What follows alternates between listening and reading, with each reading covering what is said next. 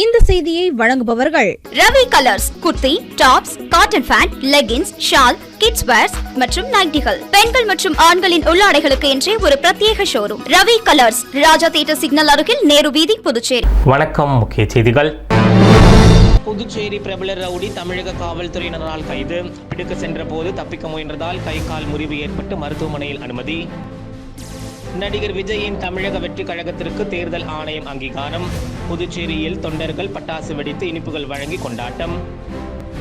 வங்கக்கடலில் குறைந்த காற்றழுத்த தாழ்வு மண்டலம். புதுச்சேரி துறைமுகத்தில் 1ஆம் எண் புயல் கூண்டு ஏற்றம். புதுச்சேரியில் வீட்டில் வைத்து வழிபட்ட விநாயகர் சிலைகள் கரைப்பு. கடற்கரையில் பூஜை செய்து கடலில் கரைத்த பக்தர்கள். இனி விரிவான செய்திகள். புதுவையினை நினைத்து தமிழகத்தில் வாலாட்டிய பிரபல ரவுடி காவல்துறையின் தேடுதல் வேட்டையின் போது கை மற்றும் கால் முறிந்து மருத்துவமனையில் அனுமதிக்கப்பட்டுள்ளார். புதுச்சேரியை சேர்ந்த தாடி ஐயனார் பிரபல ரவுடியான இவர் புதுவை மட்டுமல்லாமல் கடலூர், விழுப்புரம் உள்ளிட்ட மாவட்டங்களிலும் தொடர்ந்து கொலை, கொள்ளை, வெடிகுண்டு வீச்சு போன்ற சம்பவங்களில் ஈடுபட்டு காவல்துறையினர் தேடும்பொழுதெல்லாம் புதுச்சேரியில் சென்று தலைமறைவாகி விடுவார். இந்த நிலையில் தாடி ஐயனாரை காவல்துறையினர் வலைவீசி தேடி வந்தனர். கடலூர் மாவட்டம் ரெட்டிச்சாவடி என்ற பகுதியில் ஐயனார் பதுங்கியிருப்பதாக தகவல் வரவே ரெட்டிச்சாவடி காவல்துறையினர் அவரை சுற்றி வளைத்தனர். ஆனால் அவர் காவல்துறையினரை பார்த்தவுடன் தப்பியோட முயற்சித்து பாலத்திலிருந்து கீழே குதித்த போது அவருடைய ஒரு கை மற்றும் ஒரு கால் முறிந்தது. கை கால் உடைந்த நிலையில் அவரிடமிருந்து 1 கிலோ கஞ்சாவும் காவல்துறையினர் கைப்பற்றினர். அதன் பிறகு காவல்துறையினர் அவரை கடலூர் அரசு மருத்துவமனையில் அனுமதித்து கை மற்றும் காலுக்கு மாவு கட்டு போட்டனர். தற்பொழுது மருத்துவமனையில் சிகிச்சையில் இருக்கும் அவரை நீதிமன்ற காவலில் 15 நாள் சிறையில் அடைக்க நீதிபதி உத்தரவிட்டார். தொடர்ந்து மருத்துவமனையில் தற்போது தாடி ஐயனார் சிகிச்சை பெற்று வருகிறார். நடிகர் விஜயின் தமிழக வெற்றி கழகத்திற்கு இந்திய தேர்தல் ஆணையத்தின் அங்கீகாரம் கிடைத்துள்ளதால் தொண்டர்கள் மகிழ்ச்சியுடன் இனிப்புகள் வழங்கி கொண்டாடினர். நடிகர் விஜய் தமிழக வெற்றி கழகம் எனும் அரசியல் கட்சியை கடந்த பிப்ரவரி மாதம் அறிவித்த நிலையில் சமீபத்தில் கட்சிக்கான கொடியை அறிமுகப்படுத்தினார். கட்சி கொடிக்கான விளக்கத்தை விரைவில் நடக்கும் மாநாட்டில் சொல்வதாக தெரிவித்த அவர் கட்சிக்கான பாடலையும் வெளியிட்டார்.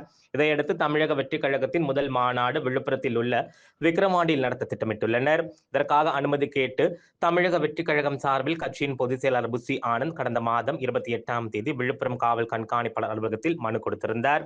இந்நிலையில் மாநாட்டின் போது நண்பகல் 12 மணி முதல் இரவு 10 மணி வரை மாநாடு நடைபெறும் என்றும் மாலை 6 மணியில் இருந்து விஜய் பேசும் வகையில் திட்டமிடப்பட்டுள்ளதாகவும் குறிப்பிடப்பட்டிருந்தது. மேலும் எந்த அரசியல் கட்சி தலைவரும் இம்மாநாட்டில் கலந்து கொள்வதில்லை என்றும் அந்த பதில் மனுவில் தெரிவிக்கப்பட்டிருந்தது. காவல்துறையினர் அனுமதி கிடைத்தவுடன் திட்டமிட்டபடி மாநாட்டுக்கான ஏற்பாடுகள் தொடரும் என தெரிவிக்கப்பட்டிருந்தது. நிலையில் தமிழக வெற்றிக் கழகம் தேர்தல் ஆணையத்தால் அதிகாரப்பூர்வமாக அங்கீகரிக்கப்பட்டுள்ளதாக கூறப்படுகிறது. இதையடுத்து அக்கட்சியின் முதல் மாநாடு நடைபெறும் தேதி அக்கட்சியின் தலைவரும் நடிகருமான விஜய் அதிகாரப்பூர்வமாக அறிவிப்பார் என தகவல் வெளியாகியுள்ளது.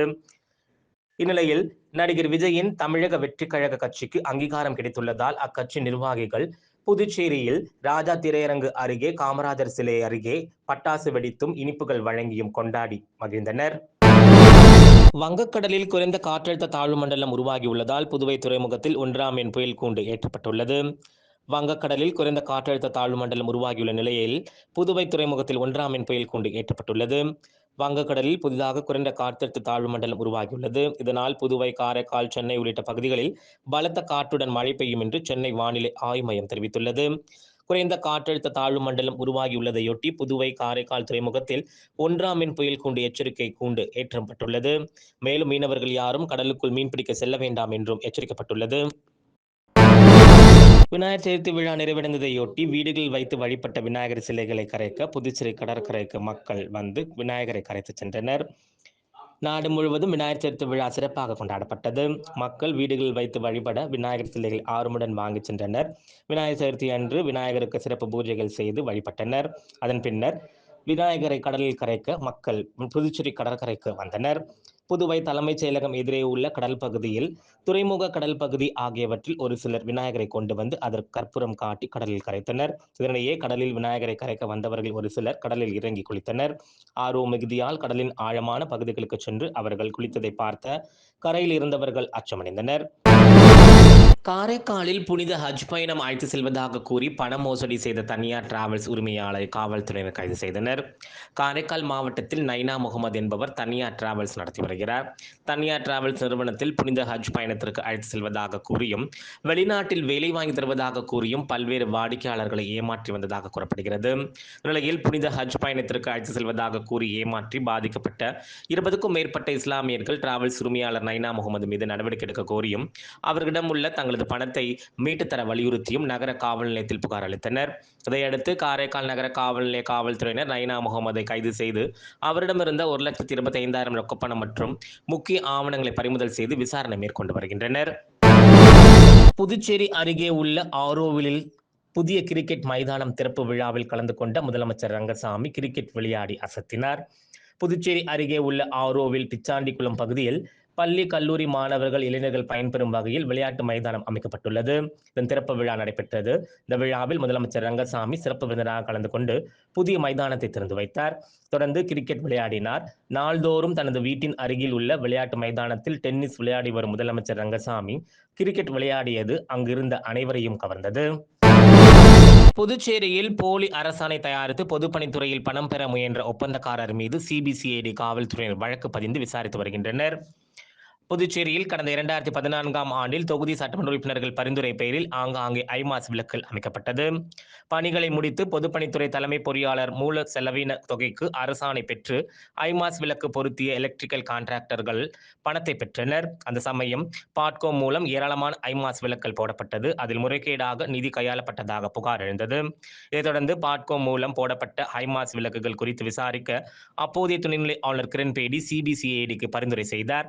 மேலும் பொதுப்பணித்துறை ஐமாஸ் விளக்குகளை அமைக்கும் பணிக்கு அனுமதி அளிக்கக்கூடாது என உத்தரவிட்டார். இதனிடையே தட்டாஞ்சாவடி பகுதியில் கான்ட்ராக்டர் குப்புசாமி மூலம் 26 இடங்களில் ஐமாஸ் விளக்கு அமைக்கப்பட்டது. இந்த ஐமாஸ் விளக்குகளுக்கான பணம் பட்டுவாடா செய்யப்படாமல் நிறுத்தி வைக்கப்பட்டிருந்தது.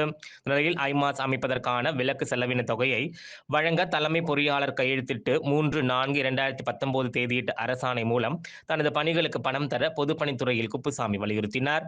கான்ட்ராக்டர் குப்புசாமி தாக்கல் செய்த அரசாணைகள் ஓய்வு பெற்ற தலைமை பொறியாளர் கையெழுத்திட்ட போலி அரசாணை என புகார் கடிதம் வந்தது. இதைத் தொடர்ந்து சிபிசிஐடிக்கு புகார் சென்றதால் போலி அரசாணை சமர்ப்பித்த அடையாளம் தெரியாத நபர் மீது மோசடி, போலி அரசு ஆவணம் தயாரித்தல் உள்ளிட்ட பிரிவின் கீழ் வழக்கு பதிந்து விசாரித்து வருகின்றனர்.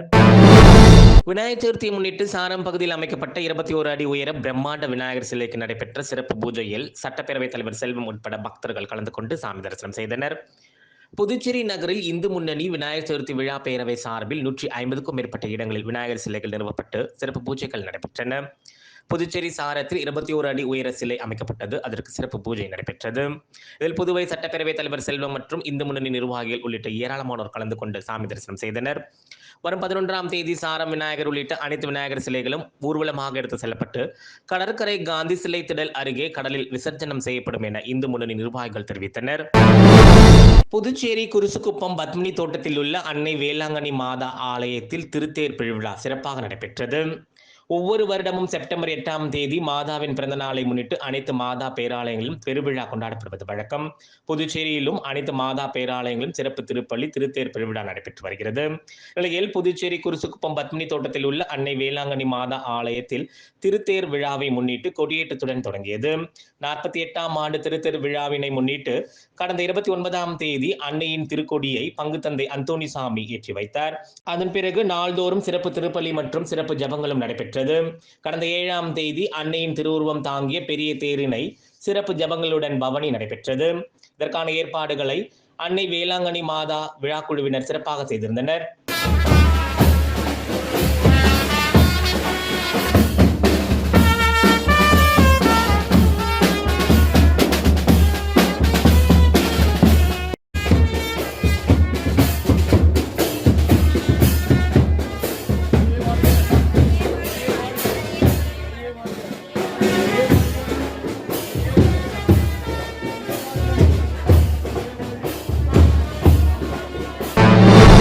புதுச்சேரியின் மிகப்பெரிய ஏரியான ஊசுட்டேரியில் தற்போது தாமரை பூக்கள் அதிக அளவில் மலர்ந்து காண்போரை வியக்க வைக்கும் அளவிற்கு அழகாக காட்சியளித்து வருகிறது. புதுச்சேரியில் மிகப்பெரிய ஏரியான யூசுட்டேரி ஒரு சிறந்த சுற்றுலா தலமாக விளங்குகிறது. தமிழக புதுச்சேரி எல்லைப் பகுதிகளில் பறந்து விரிந்த இந்த ஏரியில் ஏராளமான பறவைகள் வந்து செல்வது வழக்கம். இதனால் இந்த ஏரி வனத்துறை கட்டுப்பாட்டில் உள்ளது. இந்த ஏரியில் எப்பொழுதுமே தண்ணீர் நிரம்பி காணப்படுவது வழக்கம். அதிலும் அவ்வப்போது மழை பெய்து வருவதால் தண்ணீர் நிறைந்து காணப்படுகிறது. புதுச்சேரி சுற்றுலாத்துறை சார்பில் அங்கு சிறிய சுற்றுலா மையம் ஏற்படுத்தப்பட்டுள்ளது. நிலையில் ஊசுட்டேரியில் அதிக அளவில் தாமரை செடிகள் வளர்ந்து காணப்படுகிறது. நிலையில் இந்த தாமரை செடிகளில் அதிக அளவில் தாமரை பூக்கள் மலர்ந்து காணப்படுவதால் காண்போரை வியக்க வைக்கும் அளவிற்கு அழகாக காட்சியளிக்கிறது. இதனால் சுற்றுலா பயணிகள் ஆர்வமுடன் கண்டு களித்து மகிழ்ந்து வருகின்றனர். காட்டேரிக்குப்பத்தில் அமைந்துள்ள அருள்மிகு சுந்தரநாயகியுடனுரை அஷ்டலிங்கேஸ்வரர் திருக்கோவிலில் தீந்தமிழ் திருக்குட நன்னீராட்டு பெருவிழா வெகு சிறப்பாக நடைபெற்றது. புதுச்சேரி மாநிலம் மண்ணாடிப்பட்டு கொம்யூன் காட்டேரிக்குப்பத்தில் அமைந்திருக்கும் அருள்மிகு சுந்தரநாயகியுடனுரை அஷ்டலிங்கேஸ்வரர் திருக்கோவிலில் தீந்தமிழ் திருக்குட நன்னீராட்டு பெருவிழா நடைபெற்றது. திரளான பக்தர்கள் கலந்து கொண்டு சாமி தரிசனம் செய்தனர். முன்னதாக காலை திருப்பள்ளி எழுச்சியும், ஆனந்த் ஆட்டுதல் மூல திருப்பணிக்கு காப்பு அணிவித்தல், சுற்றுப்புற தெய்வங்களுக்கு திருக்குட நன்னீராட்டு பெருவிழாவும், நல்லவர் தமிழ் கேட்ட நாயகனுக்கு 4ஆம் கால வேள்வி துவக்கம், தொடர்ந்து வேள்வி நிறைவடைதல், திருமுறை விண்ணப்பம், பொது விண்ணப்பம், பேரொளி வழிபாடு, அதனைத் தொடர்ந்து திருக்குடங்கள் புறப்பாடு நிகழ்ச்சி நடைபெற்றது. அருள்மிகு சுந்தரநாயகி உடனுரை அஷ்டலிங்கேஸ்வரர் ஆலய விமான கலசங்களுக்கு திருக்குட நன்னீராட்டு பெருவிழா வெகு விமரிசையாக நடைபெற்றது. இதில் சுற்றுவட்டார பகுதியைச் சேர்ந்த ஏராளமான பொதுமக்கள் கலந்து கொண்டு சாமி தரிசனம் செய்தனர். தொடர்ந்து அருள்மிகு மூல திருமேனிக்கு திருக்குட நன்னீராட்டு திருவிழாவும் மகா திருமஞ்சன மங்கள காட்சி நடைபெற்றது. நிகழ்ச்சிக்கான ஏற்பாட்டினை அஷ்டலிங்க சுவாமி அன்னதான அறக்கட்டளை மற்றும் காட்டேரிக்குப்பம் கிராம பொதுமக்கள் வெகு சிறப்பாக செய்திருந்தனர். தொடர்ந்து விழாவில் கலந்து கொண்ட பக்தர்கள் அனைவருக்கும் ஆலயம் சார்பாக அன்னதானம் வழங்கப்பட்டது. இனி புதுவையில் இன்றைய தங்கம் மற்றும் வெள்ளி நிலவரத்தை காணலாம். இன்றைய தங்கம் வெள்ளி விலை விவரம். புதுவையில் இன்றைய தங்கம் வெள்ளி விலை விவரம் வழங்குபவர்கள் முத்து கோல்ட் ஹவுஸ், பாண்டிச்சேரி. தங்கம் 1 கிராம் 6680 ரூபாய். இன்றைய தங்கம் வெள்ளி விலை விவரம். வெள்ளி 10 கிராம் 865 ரூபாய். இத்துடன் ஏஎம்என் செய்திகள் நிறைவடைந்தன. வணக்கம்.